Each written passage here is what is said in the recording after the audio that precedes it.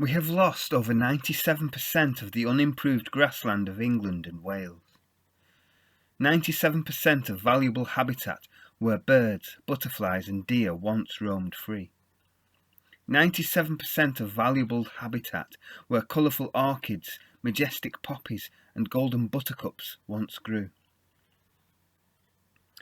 The idea behind this session is to introduce you to the fundamentals of grassland conservation.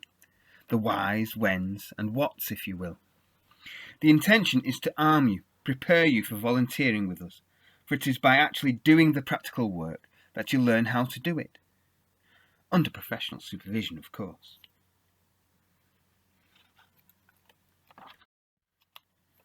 So, what is a grassland? A grassland is a large area of land covered with grass. Biodiversity is a term I'm going to be using quite a lot, and that means a variety of life. Another term I'm going to be using is monoculture, which means the dominance of a single species. Grasslands are fundamentally classified by their soil type, rather the soil acidity. The acidity of a soil determines what actually grows there. So we have acidic soil, which is a range of pH 3.5 to 6-ish. The majority of the grasslands in the carbon landscape fall in this category.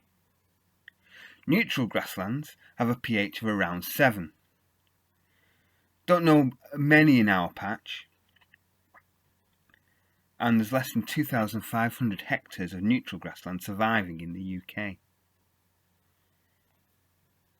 Chalk or alkaline grasslands have a pH of about 8, usually coastal, like chalk cliffs, etc. However, due to the pollution from the ironworks, Kirklees in Wigan, in Ince, contains chalk grassland species, a weird anomaly. The sorts of thing you can spot on the grassland are birds like this song thrush, mammals such as foxes, grasses, obviously, this one's crested dog's tail. Some insects you can find, painted lady butterfly for instance, and also flowers, like the British poppy here. More specific species could be like kestrels, the red fox, obviously, as I said earlier, the honeybee, a nocturnal bat, and here we have a marsh orchid. So, why are grasslands important? Well, plants, obviously. Bugs eat these plants or feed on the plants. Then we have bugs that eat the bugs that eat the plants. Then we have birds that eat the bugs that eat the plants and eat the bugs that eat the bugs that eat the plants. We have birds that eat the birds that eat the bugs that eat the plants. We have birds that also eat the birds that eat the bugs that eat the bugs that eat the plants. Mammals also eat the bugs that eat the bugs that eat the plants. And bugs also feed on the mammals that eat the bugs that eat the plants. Mammals eat the mammals that eat the bugs that eat the bugs that eat the plants. And mammals also eat the birds that eat the bugs that eat the bugs that eat the plants. And birds eat the mammals that eat the bugs that eat the bugs that eat the plants. Different plants attract different bugs for food or a place to lay eggs. For example, ragwort for cinnabar moth caterpillars. Diverse plants equals diverse bugs, equals diverse birds, also equals diverse mammals. So why interfere? Surely grasslands are natural.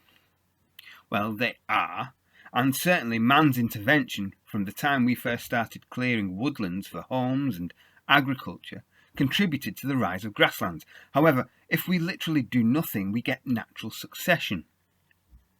If we leave basically anywhere alone, we will have some form of succession.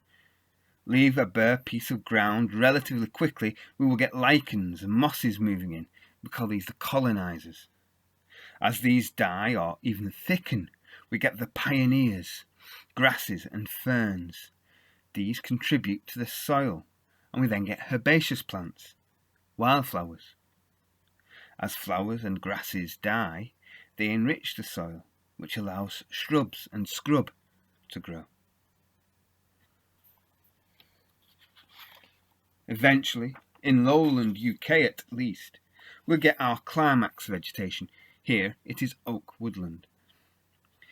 By managing a grassland, we mean stopping it from succeeding, preventing or removing shrub growth. Why? So that we keep or encourage a wider variety of plants, invertebrates, mammals, and bird life. The opposite of diversity is monoculture. Since the Industrial Revolution, Britain became obsessed with botany and gardens. Explorers and botanists brought back with them loads of plants, but without the natural checks and balances of their native soil. They ran rampant, outcompeting our native plants for light, nutrients, and even pollinators like bees, leading to monocultures of Himalayan balsam, giant hogweed, or Japanese knotweed.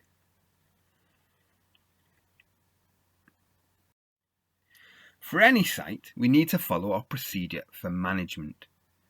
Simplistically, it is, where are we? Where do we want to get to?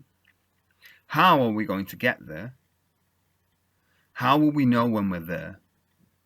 This is written up in a management plan. If the meadow or grassland hasn't been managed for a while, succession will have begun. Trees and shrubs will have begun to grow. We call this scrub. And before we can start cutting the grasses and herbaceous vegetation, we need to remove the scrub, usually by hand with loppers and bow saws.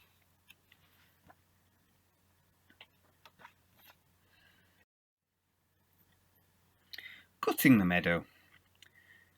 Most mechanically managed meadows are cut once a year towards the end of the season, July, August, September. The timing of the cut depends on several factors.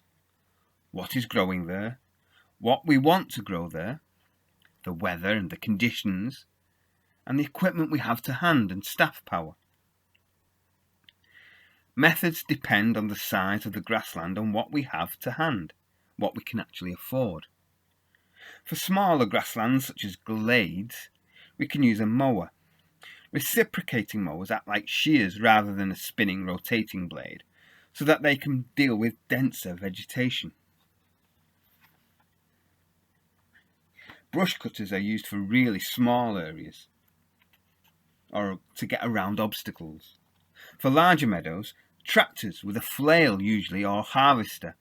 However, this can be a bit more delicate and can be fudged by hitting an unseen stump. The arisings, the cut material, is then left to allow the seeds to fall back to the ground, then gathered up and removed. British wildflowers do not like good soil, a soil rich in nutrients. They get easily outcompeted by brambles and nettles. Instead, they prefer nutrient-poor earth. If arisings were left, then they would release nutrients into the soil as they rotted down. Arisings can also be used to seed a new meadow or rejuvenate an existing meadow. Spread over the meadow, the seeds drop to the earth. Here we see Carbon Landscape Centre forward Becky helping to spread the seeds on a Wigan meadow from arisings taken from Stanley Bank Meadow in St Helens.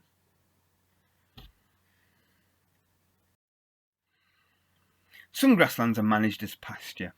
Cattle or sheep are put onto the pasture for part of the year. Some after the cut, so they can manage, eat any new growth and keep the quality of the soil fairly poor. Some go on before the growing season, keeping the competition vegetation low. Then the livestock is removed to allow the meadow to be fabulous.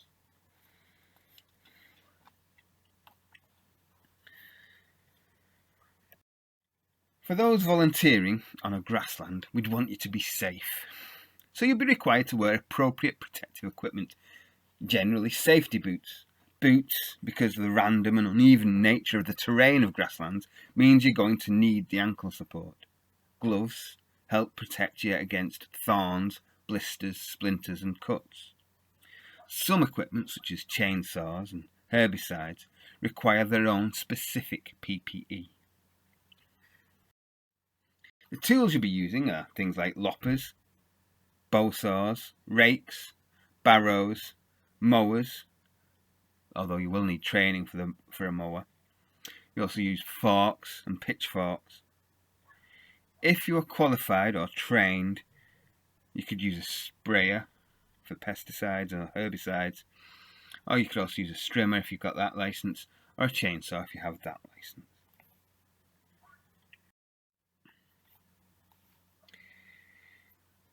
If you're doing an AQA when you volunteer on a grassland, get the supervisor to fill in one of these forms. Okay? They fill in the relevant boxes with all the dates of when you completed these tasks. If you have any questions, don't hesitate to email us at carbonlandscape@lancswt.org.uk.